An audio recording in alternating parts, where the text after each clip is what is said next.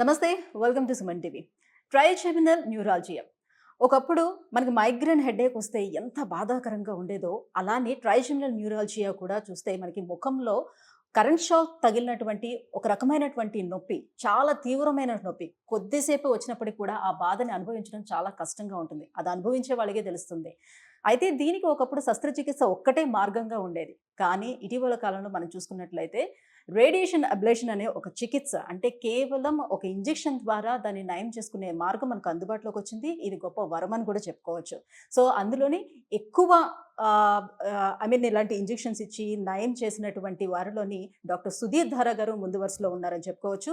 So చాలా ఇటువంటి చికిత్సలని చేయడం జరిగింది. సో చాలా మందికి నయం చేయడం కూడా జరిగింది. అసలు ఏమిటి ఈ ట్రైజెమినల్ న్యూరాలజీ అంటే ఏమిటి? ఎందుకు వస్తూ ఉంటుంది? సో ఈ రకంగా మనం చికిత్స తీసుకోవడం వల్ల, రేడియేషన్ అబ్లేషన్ తీసుకోవడం వల్ల ఏమైనా సైడ్ ఎఫెక్ట్స్ ఉంటాయా? సో దీర్ఘకాలంగా రాకుండా మళ్ళీ ఉంటుందా? ఈ విషయాలన్నీ అడిగి తెలుసుకుందాం. Hello sir. హాయ్ అండి. Sir, trigeminal neuralgia. సో పేరు కూడా కొంచెం కష్టంగా అలానే ఉంది. సో చాలా మందికి తెలియని విషయం అనమాట. జనరల్గా మీకు కంప్లైంట్స్ వస్తూ ఉంటాయి కదా. సో నాకు కొంచెం ముఖం అంతా నొప్పిగా ఉంది, వాపుగా ఉంది, లేకపోతే షాక్ కొట్టినట్టు వస్తుందని వస్తూ ఉంటారు. నిజానికి ఆ జబ్బు పేరు కూడా చాలా మందికి తెలియదు, రైట్?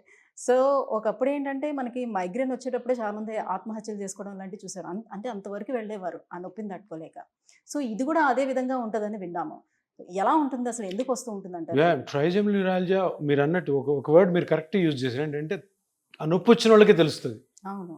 మైగ్రేన్ అంటే హెడేక్. మైగ్రేన్ రాకపోయినా హెడేక్ చాలా మందికి వస్తుంది. సో మనకు తెలుసు హెడేక్ అంటే. ఇది ఎవరికి తెలియదు. ఎందుకంటే ఫేస్లో ఒక సైడ్ షాక్ లాగా ఉంటుంది, పెయిన్. ఎట్లాగా? ఇట్లా మామూలుగా ఉంటారు, మాట్లాడుతుంటారు, చిగ్మని షాక్ కొడుతుంది. బ్రష్ చేయాలనుకో షాక్ వస్తుంది.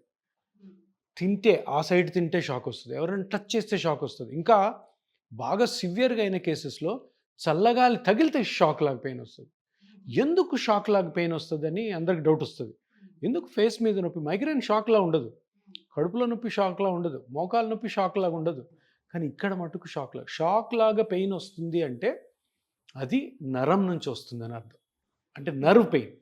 నర్వ్ పెయిన్ పలు విధాలుగా ఉంటుంది. దాంట్లో ఒక రకం షాక్ లాగా.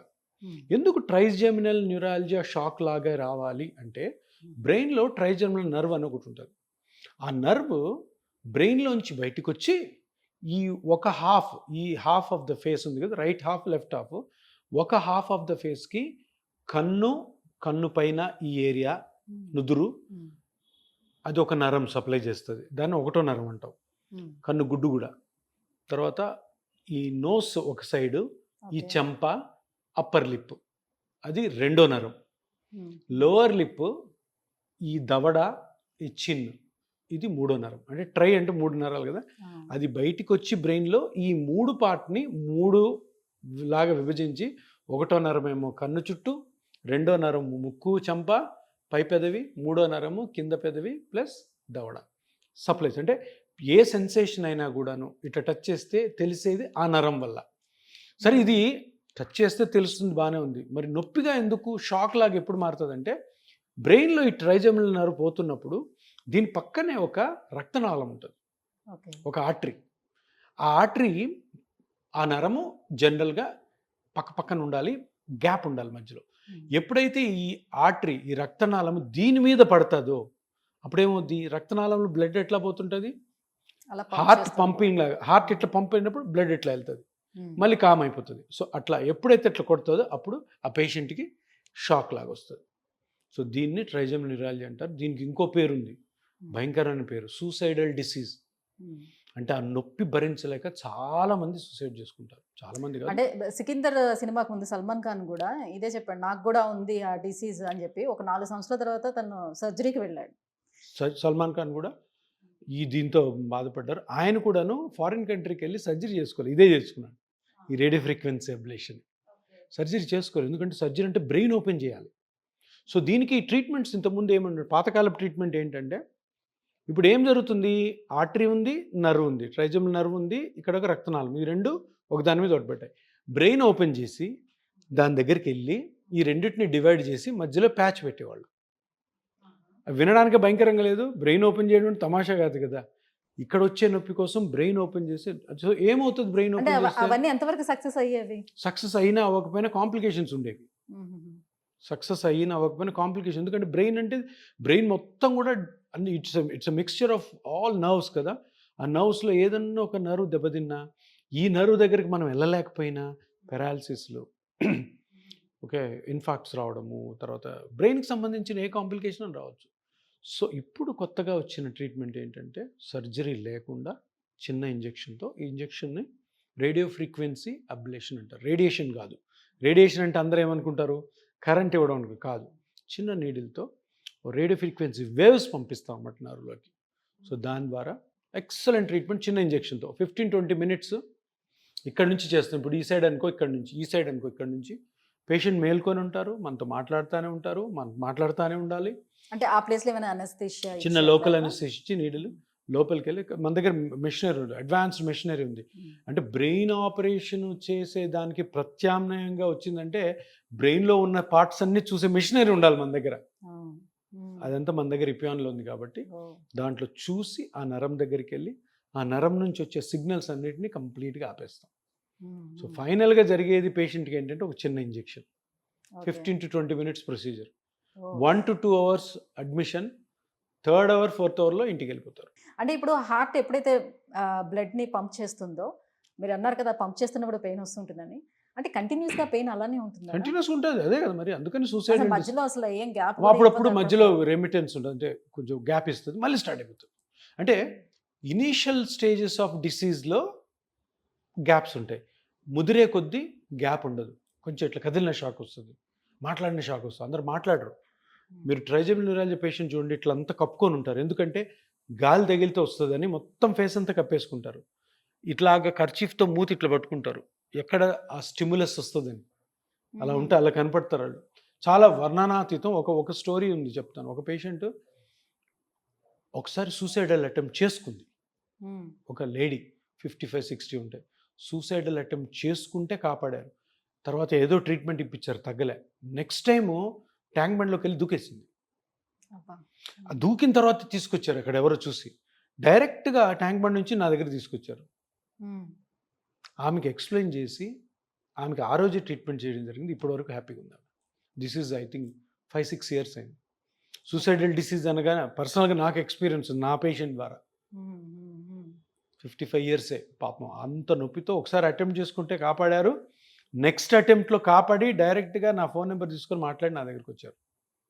ఇప్పుడు ఈరోజు కూడా 6 years తర్వాత she happy.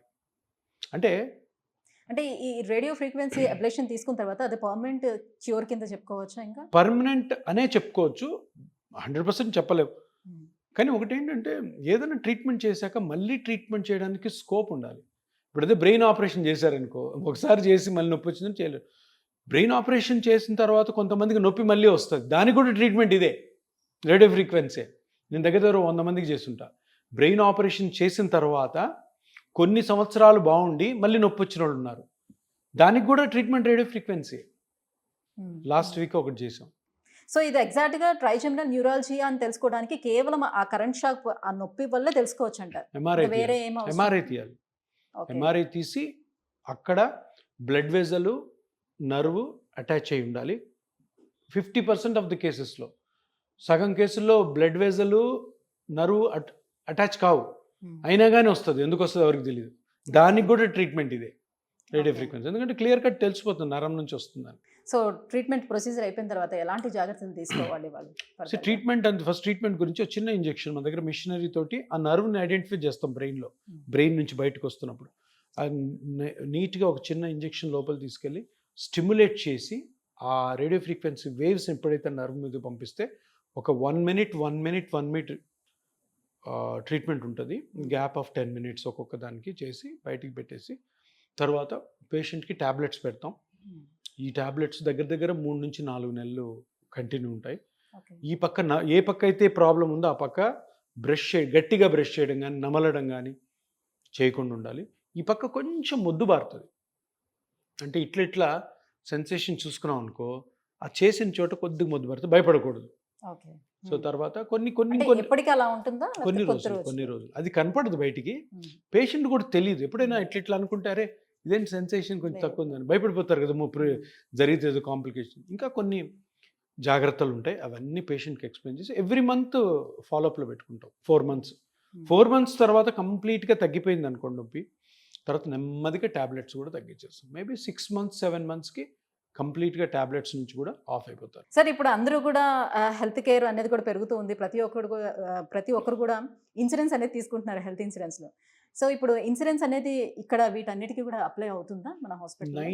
90% online 70 to 75% all private ఇన్సూరెన్స్కి ఏపీఆన్లో ఉన్నాయి. ఓకే. All private. ఎందుకంటే ఇప్పుడు ప్రైవేట్ ఇన్సూరెన్సెస్ కూడాను ఆపరేషన్ చేసే ట్రీట్మెంట్ని ఒక చిన్న ఇంజెక్షన్తో మీరు తగ్గిస్తుంటే వాళ్ళకి ఆనందమే కదా. అంతే. సో ఎవరు సర్జరీకి వెళ్ళాల్సిన అవసరం లేదని. సో అందరు కూడా ఆల్మోస్ట్ 75% ప్రైవేట్ ఇన్సూరెన్సెస్ మన దగ్గర ఉన్నాయి. ఓకే. సో హ్యాపీగా వచ్చి చేసుకోవచ్చు. సో కొన్ని క్యాష్లెస్ ఉన్నాయి, కొన్ని రీఎంబర్స్మెంట్స్ ఉన్నాయి. అట్లాగా వాళ్ళకున్న పాలసీని బట్టి ఉంటుంది. ఇప్పుడు అందరూ ఐఆర్డిఏ వాళ్ళు కూడా రికగ్నైజ్ చేస్తున్నారు పెయిన్ మేనేజ్మెంట్లో ఈ techniques and radio frequency ablations, regenerative therapy. So 75% వరకు మనకి ఇన్సూరెన్సెస్ ఉన్నాయి మన క్లినిక్లోనే. That's fine. Thank you sir, thank you so much. So అసలు ట్రైజెమినల్ న్యూరాలజీకి చికిత్సలు ఉన్నాయా లేదా చాలా మంది ఇబ్బంది పడుతున్నటువంటి క్యాండిడేట్స్ ఉన్నారు. సో వాళ్ళందరికీ ఈరోజు ఈ వీడియో కూడా ఒక వరంగానే మనం చెప్పుకోవాలి. సో ఎంత సింపుల్గా దీన్ని తగ్గించుకునే అవకాశం ఉందని కూడా తెలుస్తుంది అందరికీ. Thank you so much. Thank you.